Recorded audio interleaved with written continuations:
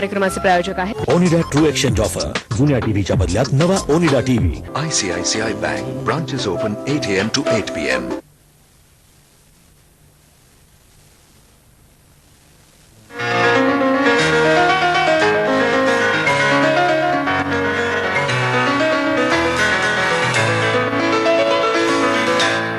नमस्कार. संवादच्या आजच्या आपल्या कार्यक्रमामध्ये डॉक्टर अमरसिंह निकम यांच्या बरोबर होमिओपॅथी बद्दल जो आपण काल संवाद साधला होता तो पुढे चालू ठेवणार आहोत. नमस्कार डॉक्टर. नमस्कार. काल बोलताना आपण वेगवेगळ्या प्रकारच्या ज्या तुम्ही प्रश्न विचारता किंवा पेशंट बद्दल ज्ञान करून घेतात त्याच्याबद्दल तुम्ही बोललात, पण एक त्याच्या अगोदरचा प्रश्न काल जो होता गाठींबद्दलचा, शरीराअंतर्गत औषधोपचाराने ऑपरेशन करण्याची गरज उरत नाही का? त्या गाठी वगैरे नष्ट होतात का? डायल्यूट, डिझॉल्व काय होतं? आता औषधोपचाराने यात काही वेळेला शस्त्रक्रियेची गरज पडते किंवा की जर तो गाठ खूपच मोठ्या प्रमाणात असेल, रुग्ण खूप उशिरा येतात होमिओपॅथीकडे, आणि अशा वेळेला जर ती गाठ किंवा तो जो का फायब्रॉइड असेल तो इतर ऑर्गनला जर कॉम्प्रेस करत असेल, उदाहरणार्थ गर्भाशयाचे जवळपासचे जे अवयव आहेत किंवा इतर अवयवांवर दाब टाकत असेल आणि त्याच्यामुळे जर किडनीवर सूज येत असेल किंवा काही गोष्टी होत असेल, तर अशा वेळेला त्याच्या रक्ताची चिकित्सा केली जाऊन हे लक्षात घेतलं जातं की प्रत्यक्ष किडनी फंक्शन व्यवस्थित आहे का, इतर ऑर्गनचं फंक्शन व्यवस्थित आहे का, सोनोग्राफी वगैरे जी काही यंत्रणा आहे त्याच्यामुळे बऱ्याचशा शस्त्रक्रिया टाळता येऊ शकतो तुम्हाला. त्यामुळे तुम्हाला जजमेंट येतं पेशंटचं, याला फायब्रॉइड जो आहे तो किती मोठ्या प्रमाणात आहे, कसा आहे, याचं स्वरूप कसं आहे, त्यानुसार आपल्याला निर्णय घेता येतो. अगदी छोट्या प्रमाणावर असेल तर मग टाळता येतं, निश्चित टाळता येतात. म्हणजे अशा कित्येक वेगवेगळ्या स्वरूपातल्या ज्या गाठी आहेत शरीरातल्या, उदाहरणार्थ कॅन्सरही बरा होऊ शकतो, पण तो जर लवकर म्हणजे पटकन जर पेशंट आला तर निश्चितच त्याचा रिस्पॉन्स मिळतो. मला दुसरं एक सांगा की तुम्ही अनेक हृदयविकाराच्या पेशंटना बरं केलेलं आहे, असं ते पेशंटनी अनेकदा हे केलेलं आणि तुम्ही त्याच्यावर सतत तुमच्या हॉस्पिटलमध्ये हृदयविकाराचे पेशंट असतात. सर्वसामान्यपणे आता जी हृदयविकाराबद्दलची जी माहिती आहे, म्हणजे खुद अद्ययावत त्याच्यावर खूप फंड्स वापरले जातात जगभर आणि त्याच्यावर अद्ययावत माहिती येते. ब्लॉक होतात, त्यांच्या आर्टरीज मध्ये ब्लॉक होतात तयार आणि त्याच्यानंतर तुम्हाला प्लास्टिक किंवा बायपास अशा प्रकारच्या शस्त्रक्रिया कराव्या लागतात आणि अन्यथा हार्ट अटॅक येण्याचा धोका असतो. या सगळ्या गोष्टी आपल्याला आता ज्ञात आहेत.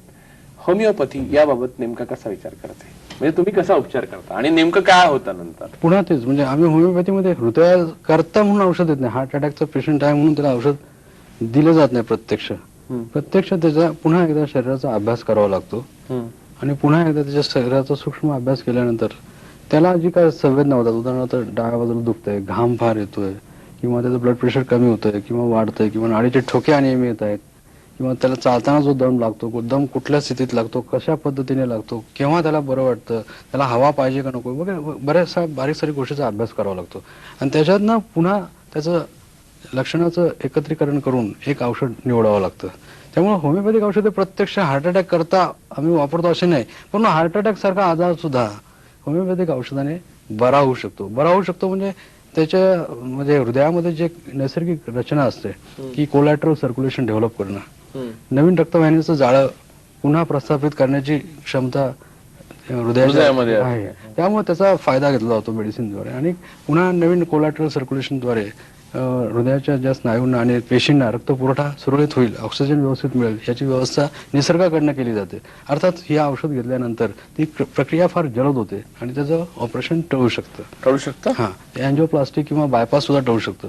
माझ्याकडे असे बरेचसे पेशंट आहेत की जे अजूनही व्यवस्थित म्हणजे अँजिओप्लास्टी नंतर किंवा बायपास नंतर सुद्धा काय वेळेला पुन्हा शस्त्रक्रियेची गरज पडते पेशंटला, कारण ती टेंडन्सी जी असते कोलेस्ट्रॉल जमा होण्याची, ब्लॉक होण्याची, ती जात नाही. होमिओपॅथिक औषधाने ती रोखली जाऊन, नुसतीच रोखली नाही जाऊ शकत, तर पेशंटला निरोगी किंवा ज्याला आपण सुस्थितीत ठेवण्यास मदत करते.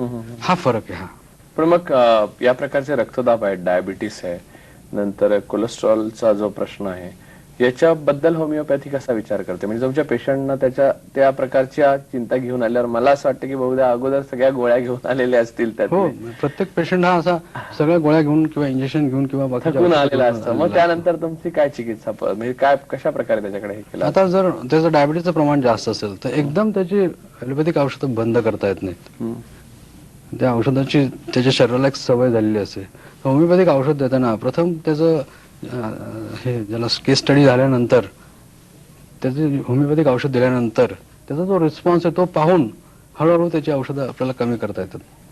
आणि ते सुद्धा ॲलोपॅथिक डॉक्टरच्या सल्ल्याने त्यांनी जर ब्लड शुगर कमी झालेली पाहिली की कारण ॲलोपॅथिक औषध जी काय कमी करण्याची जी ही आहे ती ॲलोपॅथिक डॉक्टर ठरवू शकतात.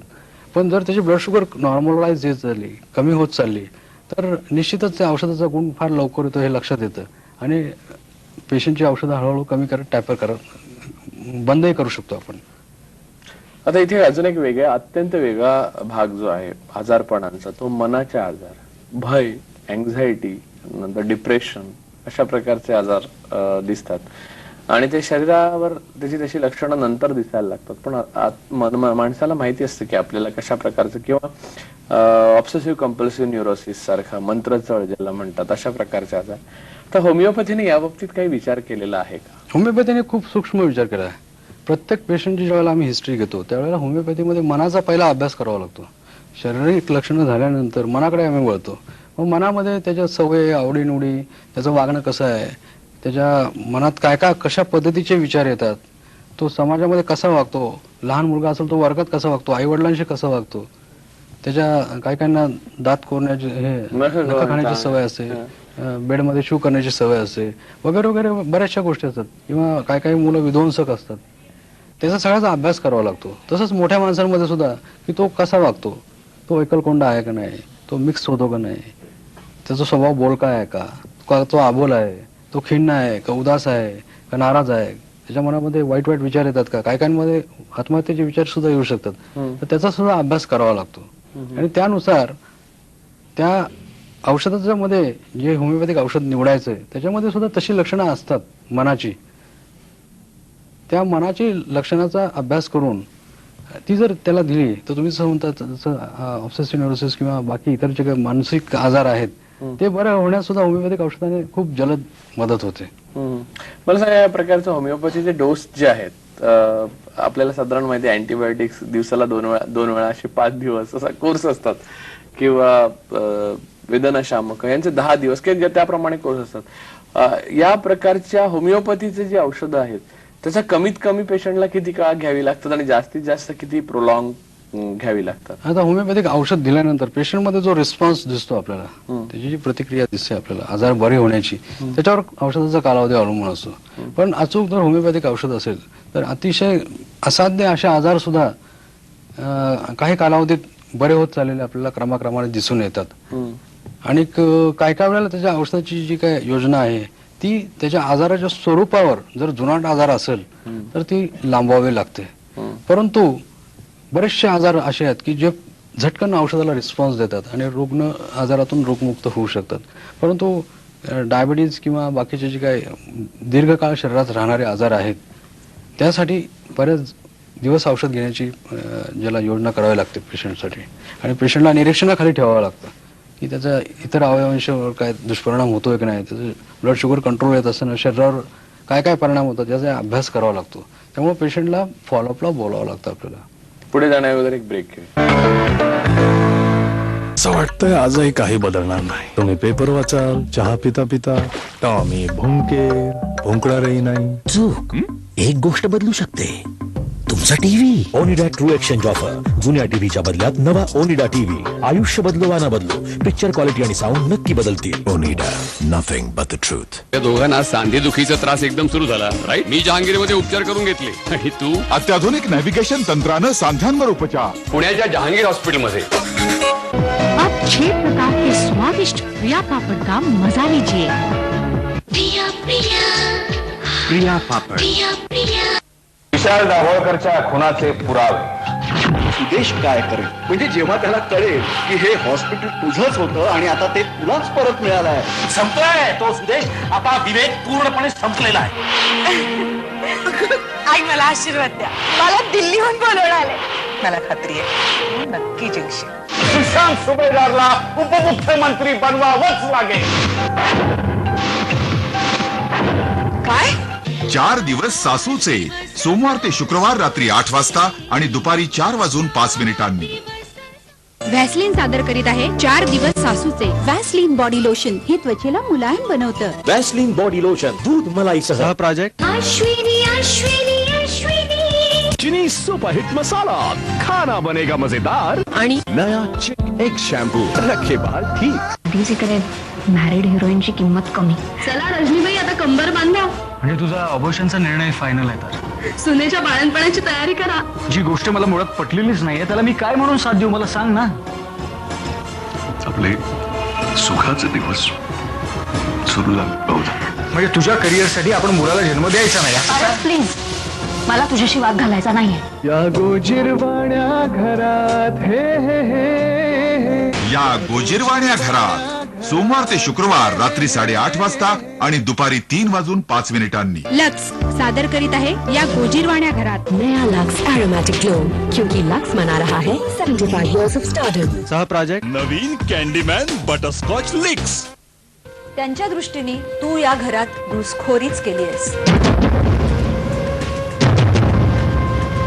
त्या दिवशी रोहनही माझ्यावर चिडला होता, मी तुझ्याशी सारखं बोलते म्हणून. घरात कसं वागायचं ते आम्ही ठरवू, तुम्ही सांगू नका मला. आदिती पण येणार आहे का ऑफिसला? डॅडी, तुम्हाला सेक्रेटरी मिळाली.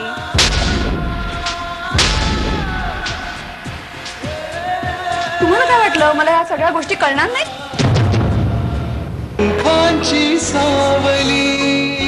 सोमवार ते शुक्रवार रात्री 9:30 वाजता आणि संध्याकाळी 4:30 वाजता. कार्यक्रमाचे प्रायोजक आहेत Bajaj Discover DTSI. पेनेड्रिल कॉफ फॉर्म्युला, आराम दिलाय 1 2 3. आणि आईजी रामजी धाकू पांडेच्या धाकूत अख्खं डिपार्टमेंट असतं. अगं ते बहुरूपी वगैरे कोण नाहीत, नीट बघ, आईजीच आहे. अरे आईजीची अशी बाईजी कशी झाली? अरे सोड, माझी पाठ झाला डोक्याचा भुसकाट, नाही राहिला कोणी या चुला वाली रे. गंगूताई वाचव मला, गंगूताई वाचव मला, कशी झाली रे. कुमारी गंगूबाई नॉन मॅट्रिक सोमवारी रात्री 10 वाजता आणि शनिवारी दुपारी 12:05 या कार्यक्रमाचे प्रायोजक आहेत जिथे तुमच्या स्वप्नांना चौकट नसते. बालाजी विश्व, पुणे. मुंबई जिल्हा एड्स नियंत्रण संस्था. निश्चय करा, एड्सला थांबवा. 100 वर्षांची विश्वसनीय परंपरा कॉस्मॉस बँक. काल निर्णय आणि Vidol 3-in-1 Fighter HDP Prima Entanol पे भरोसा है. तुमच्या अनुभवी हातातून सहज नवीन रेसिपी आकाराला येते. तिचा रंग, सुगंध, आस्वादही तुमच्या अनुभवातून उतरलेला असतो. ती तुमचीच निर्मिती असल्यामुळे ती इतरांपेक्षा वेगळी असते. तुमच्या या रेसिपीज लाखो लोकांपर्यंत पोहोचवण्यासाठी आम्ही तुम्हाला एक्सपर्ट म्हणून आमंत्रित करतोय. स्वागत आहे तुमचं मेजवानी रंगतदार रेसिपीज मध्ये. मेजवानी ETV मराठी, कोलसाईट house, 31 Shah industrial estate off Veera Desai road, Andheri पश्चिम, मुंबई 53. ब्रेक नंतर संवाद मध्ये आपलं स्वागत. इथे अजून एक भाग असा आहे सगळ्या उपचार पद्धतीमध्ये की इतर उपचार पद्धतीमध्ये वेगवेगळ्या प्रकारच्या यंत्रांचा वापर केला जातो. ॲलोपॅथीमध्ये ते प्रचंड मोठ्या प्रमाणात, म्हणजे किंबहुना डॉक्टर आता 20% मर्यादित आहे. 80% रोगनिदान करण्याकरता यंत्रच वापरले जातात की सगळ्या टेस्ट झाल्यावर रोगनिदान झालेलंच असतं आणि मग फक्त औषधोपचार देण्याकरता तेवढा उपकारापुरता जसा माणूस उरतो तसा डॉक्टर होतो. होमिओपॅथीमध्ये यंत्रांचा कितपत वाटा असतो आणि किती वापर केला जातो? होमिओपॅथीवर जी काय आजकाल टीका होते त्यामुळे होमिओपॅथिक डॉक्टरांना, तज्ञांना सुद्धा यंत्राचा आधार घ्यावा लागतो. कारण आता रुग्ण सुद्धा आता खूप पूर्वीसारखे राहिले नाही, तेही हुशार झाले. ते स्वतः काय काही टेस्ट करून येतात. त्यामुळे ते सांगतात, सर आम्हाला असंच आहे, किडनी स्टोन आहे, मी सोनोग्राफी करून आलो, मी हे करून आलो. त्यामुळे आता तसा जो काय आपला भारतीय नागरिक आहेत ते तसे जागरूक आहेत आरोग्याच्या बाबतीत आता. त्यामुळं ह्या यंत्राचा निश्चितच अभ्यास करावा लागतो. आणि ही यंत्रसामुग्री उदाहरणार्थ ज्याला आता माझ्याकडे एक मशीन आहे कॅरेटोग्राफी म्हणून, की ज्याच्यामध्ये हृदयाचा रक्तपुरवठा कसा आहे, त्याचा फ्लो कसा आहे, त्याच्या रक्तवाहिनीची स्थिती कशी आहे, त्याचे जे काय बाकीच्या काय हृदयातले जे इतर ज्या रक्तजाल पेशीजाल आहेत किंवा कोलेस्ट्रॉल किंवा ज्याला आपण थ्रोम्बोसिस म्हणतो आपण, ती स्थिती कशी आहे, रक्तवाहिनीची स्थिती कशी आहे याचा सूक्ष्म अभ्यास करणारं आणि ते नॉन इन्व्हेसिव्ह आहे, कॅरेटोग्राफी ज्याला म्हणतो आपण, ते मी घेतलेलं आहे. त्याचा बराचसा उपयोग मला होतोय की त्याच्यामुळं औषध दिल्यानंतर पेशंटमध्ये जे काही रिस्पॉन्सेस दिसतात किंवा त्याची अँजिओग्राफी वाचू शकते, त्याचं बायपास सर्जरी वाचू शकते, औषधाचा परिणाम किती सखोल झाला त्याच्यावर ते पाहून पुढे चिकित्सा ठरवता येते. त्यामुळे बरेचशा रुग्णांना त्याचा फायदाही होतोय. पूर्वी मी अशा पेशंटला औषध द्यायचो, परंतु तो मी रुग्ण बरा झाला नुसतं वर्बली सांगायचो त्यांना की यस आता हा बरा झालेला आहे, पण आता प्रत्यक्ष पुराव्याची ज्याला गरज आहे असं म्हणतो आपण, त्यावेळेला याचा आधार घ्यावा लागतो आणि हे त्या रुग्णालाही खूप बरं वाटतं की चला मी आता ह्या आधारातनं मुक्त होत चाललेलो आहे, बरा होत चाललेलो आहे. त्यामुळे त्याचा आत्म द्विगुणित होतो, वाढतो. तसंच सोनोग्राफी आहे, तसंच रक्ताच्या ज्या चिकित्सा आहेत, ब्लड शुगर कमी जास्त झाले की नाही, युरिया क्रिएटिन कमी झालं की नाही, किडनी किती प्रमाणात सुधारते, त्याची कार्यक्षमता कशी आहे, याचं मोजमाप करणारे जे काही पॅथॉलॉजिकल टेस्ट आहेत त्याचा आधार घेतल्यामुळे पेशंटमध्ये सुद्धा एक आत्मविश्वास वाढतो. आणि एक होमिओपॅथिक औषध हे खरोखरच एक काय काय वेळेला आश्चर्यकारक काम करत आहे असं दिसून येतं त्यांना लक्षात येतं. माझ्या हॉस्पिटलची कुठली जाहिरात नाहीये तरी हजारो रुग्ण माझ्याकडे येत असतात, संपूर्ण देशातनं परदेशातनं सुद्धा माझ्याकडे जवळजवळ 1000 रुग्ण आलेले आहेत, चिकित्सा घेतात. इथे अजून एक महत्वाचा प्रश्न असा की 2 मुद्दे आहेत, एक डॉक्टर बाबत एक औषधांबाबत आहे. होमिओपॅथ जादूगारासारखा काम करतो असंही दिसतं, म्हणजे होमिओपॅथिक औषध एखाद्या डॉक्टरने दिलं आणि त्याने जादू झाली असं वाटतं. आणि होमिओपॅथी हे फक्त आपण 2 साबुदाण्याच्या गोळ्या किंवा 4 साबुदाण्याच्या गोळ्या 3 वेळा 4 वेळा घेतो, हे श्रद्धेच्या पलीकडे काही नाही असंही जाणवतं. यातला एक सर्वात मोठा भाग असा दिसतो की डॉक्टर हा कलाकारासारखा असतो, कलाकार चांगला किंवा वाईट असतो, त्याला स्टँडर्डायझेशन नाही. सर्व चित्रकार हे एका ग्रेड पर्यंत सारखेच आहेत असं म्हणू शकत नाही आपण. चित्रकार एक महान असतो तर दुसरा चित्र काढतो म्हणून त्याला चित्रकार म्हणायचं असं असतं. आता तुम्ही जे अव्वल स्थान मिळवलेलं आहे त्यातली तुमची कलाकारी दिसते, पण एक शास्त्र म्हणून होमिओपॅथीमध्ये सर्व डॉक्टर कुठच्याही डॉक्टरकडे गेल्यावर त्याच पद्धतीने तोच इलाज होईल अशा प्रकारचं स्टँडर्डायझेशन आपल्याकडे आहे का? हो, माझ्याकडे तर ते निश्चित आहे, कारण माझ्याकडे होमिओपॅथीचे बरेचसे विद्यार्थी येतात आणि आतापर्यंत मी हजारो विद्यार्थ्यांना प्रशिक्षित केलेलं आहे. मी विद्यार्थ्यांना प्रशिक्षित करताना माझ्या कन्सल्टिंग रूम मध्ये बसवतो त्यांना, प्रत्यक्ष रुग्णाच्या समोर त्यांचा इतिहास विचारला जातो, प्रत्यक्ष त्या ट्रेनी डॉक्टरांसमोर केस टेकिंग घेतलं जातं आणि त्यांना त्यातला एक आनंद लुटता येतो केस टेकिंग मधला, त्यांना पुष्कळ काही शिकता येतं.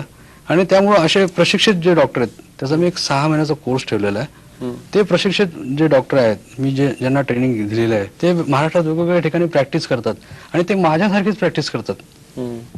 त्यामुळं मला आणखी एक वेगळा आनंद मिळतो की आपल्यासारखे विद्यार्थी म्हणजे जे काही माझ्याकडे जे ज्ञान आहे ते मी दुसऱ्यांना देतोय आणि त्यातनं एक चांगली पिढी भारतापुढे मिळते की जे आज माझे विद्यार्थी महाराष्ट्रातल्या प्रत्येक जिल्ह्यामध्ये प्रत्येक तालुक्यामध्ये आहेत, तशाच देशभरातील इतर विविध ठिकाणी आहे. कारण मी भारतीय विद्यापीठला जात असतो. भारतीय विद्यापीठ एक असं विद्यापीठ आहे की जिथं भारतातले सगळे विद्यार्थी येत असतात.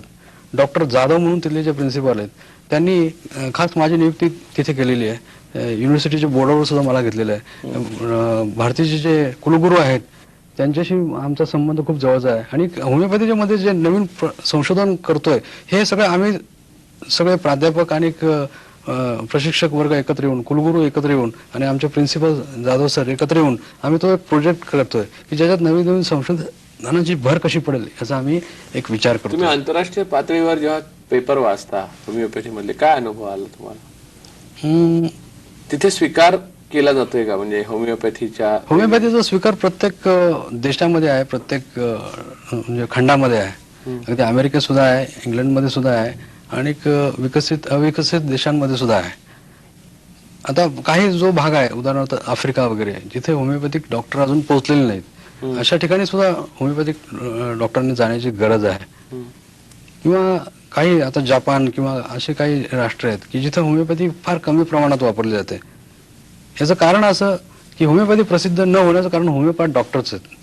कारण होमिओपॅथ डॉक्टर्स ज्यावेळेला कॉन्फिडन्स येतो त्याच वेळेला तो नवीन विद्यार्थी तयार करू शकतो. होमिओपॅथीचे कॉलेजेस महाराष्ट्रात भारतात पुष्कळ आहेत, परंतु या कॉलेजांमधनं बाहेर पडलेले प्रशिक्षित विद्यार्थी हे आत्मविश्वासाने प्रॅक्टिस करू शकत नाहीत. हे या देशाचं दुर्दैव आहे. तसंच जगभर तसंच आहे. म्हणजे नुसतंच भारतातलं नाही तर मी लंडनमध्ये गेलो होतो. लंडनमध्ये सुद्धा तीच अवस्था आहे. लंडनमध्ये होमिओपॅथिक कॉलेजेस आहेत, होमिओपॅथिक हॉस्पिटल आहेत, पण तिथे योग्य होमिओपॅथिक उपचार दिला जात नाही. या संदर्भात अजून एक प्रश्न विचारणार आहे त्या अनुषंगाने, त्याच्यावर येण्याअगोदर एक ब्रेक.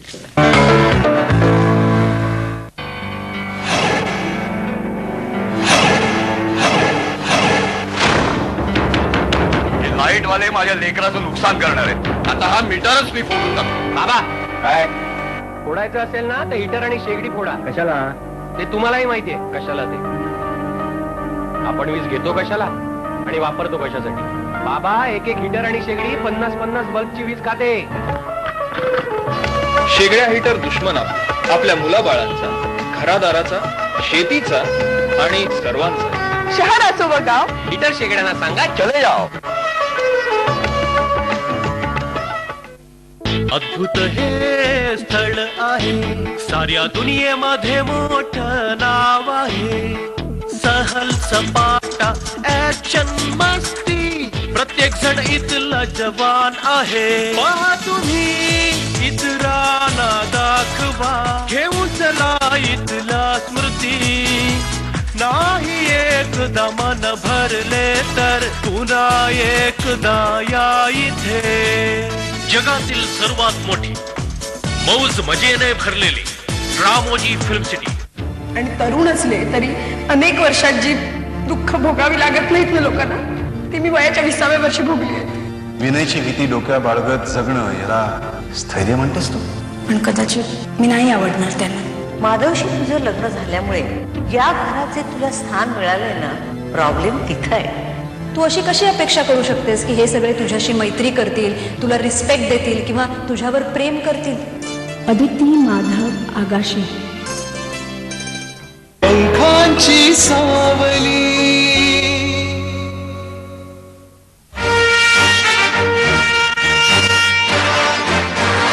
हा प्रचंड जनसमुदाय म्हणजे तुम्हा आम्हा व्यक्तींचाच एक समूह. सर्व व्यक्ती आपल्या आजूबाजूला वावरणार आहेत, काही परिचित, काही अपरिचित. या समूहामध्येच आहेत दोन भिन्न प्रवृत्तींच्या व्यक्ती. एक कायद्याचं उल्लंघन करणाऱ्या आणि दुसऱ्या कायद्याचं रक्षण करण्याची प्रतिज्ञा केलेल्या. या दोन प्रवृत्ती जेव्हा अचानक एकमेकासमोर उभ्या ठाकतात तेव्हा उडते संघर्षाची ठिणगी.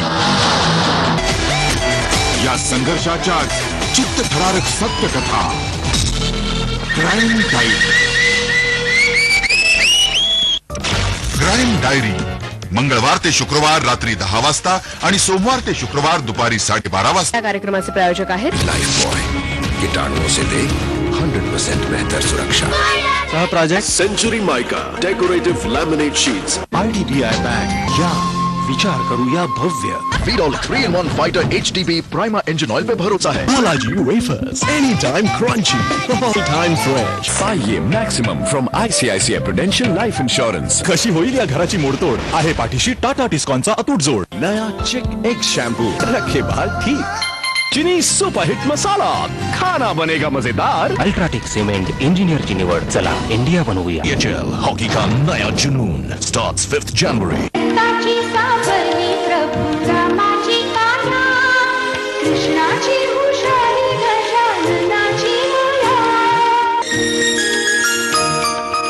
आईचा स्वभाव गुण लाभू दे तुला.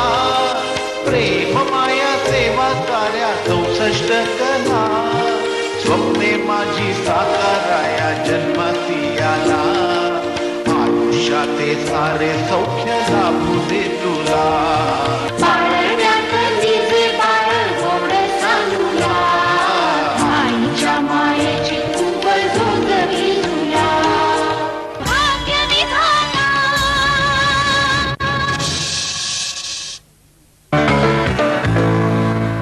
ब्रेक नंतर संवादमध्ये आपलं स्वागत.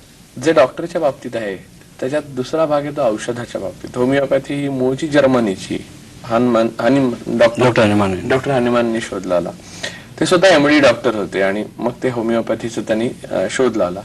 मुद्दा असा आहे की औषधं बऱ्याचदा जर्मन ओरिजिनल म्हणजे त्यातले काही शब्द कानावर जे आढळतात ते मदर पोटन्सी आणि मदर टिंक्चर, नंतर जर्मन औषधाची म्हणजे जर्मन कंपन्यांचे नाव वगैरे ऐकले जातात.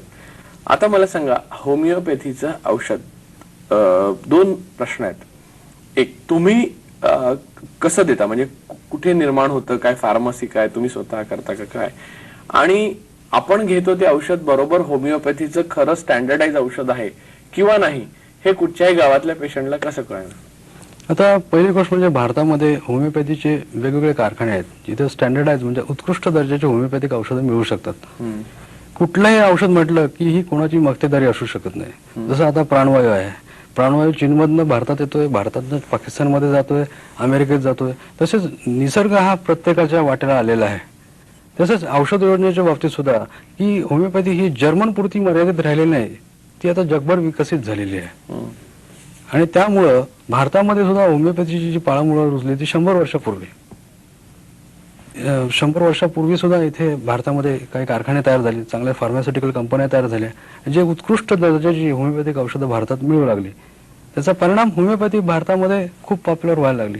आणि होमिओपॅथिक औषधाचा दर्जा हा निश्चितच केंद्र सरकारने जे काही नियम बनवलेले आहेत औषधाबाबतीचे त्याला त्या स्टँडर्डला उतरणारी आहेत. त्यामुळं ह्या सगळ्यावर फूड अँड ड्रगचा कंट्रोल असतो. त्यामुळे असं कोणी कारखाने काढू शकत नाही किंवा कोणी माणूस औषध तयार करू शकत नाहीत. त्याला एक नियमावली आहे. त्या नियमानुसार केंद्र शासनाने प्रत्यक्ष या होमिओपॅथीच्या शास्त्रामध्ये इतका रस घेतलेला आहे की पूर्वी एक होमिओपॅथीचं एक वेगळं मंडळ होतं प्रशिक्षणाच्या बाबतीत. तसं आता केंद्र शासनाने प्रत्यक्ष एज्युकेशनमध्ये हस्तक्षेप करून प्रत्यक्ष होमिओपॅथीला चालना देण्यासाठी, उत्कृष्ट दर्जाचे होमिओपॅथ तयार करण्यासाठी आणि होमिओपॅथिक संशोधनाला वाव देण्यासाठी केंद्र सरकारने सुद्धा आता मदतीचं पाऊल उचललेलं आहे. आणि त्यांनी स्वतः लक्ष घालून एक बॉडी तयार केलेली आहे. त्यानुसार औषधी कंपन्यांना सुद्धा काही रिस्ट्रिक्शन. मग तुम्ही लिहून देता औषधं, प्रिस्क्राईब करता का तुम्ही स्वतः देता औषधं बनवून? होमिओपॅथिक औषधं ही तशी बाजारात प्रिस्क्राईब करू शकता तुम्ही आणि तुम्ही स्वतः देऊ शकता, परंतु प्रिस्क्राईब करून देण्यामध्ये वेळ खूप वाया जातो. आणि तुम्ही तुमच्याकडे जर ठेवली कुठल्याही औषधाचा संग्रह जर ठेवला तर माझ्याकडे उदाहरणार्थ 4-5 हजाराचा संग्रह आहे. कुठल्याही पेशंटला कुठल्याही औषध केव्हाही लागू शकतं. ते तुमच्याकडे उपलब्ध असणं गरजेचं आवश्यक असतं. किंवा आता प्रत्येक प्रकृती वेगळी असते, प्रत्येकाचं औषध वेगवेगळं असतं. त्यामुळे सगळे औषधं तुमच्याकडे स्टॉक ठेवणं गरजेचं असतं. आपण इथे आलात आणि आपल्या ज्ञानाची खिडकी आमच्या ईटीव्हीच्या सर्व प्रेक्षकांसाठी उघडी करून दिलीत, त्याबद्दल ईटीव्हीच्या सर्व प्रेक्षकांतर्फे मी आपले आभार मानतो. धन्यवाद. आपल्याला आमचा कार्यक्रम कसा वाटला त्यासंबंधी पत्र, ईमेलद्वारे आम्हाला जरूर कळवा. आमच्याशी पत्रव्यवहार करण्याचा पत्ता आहे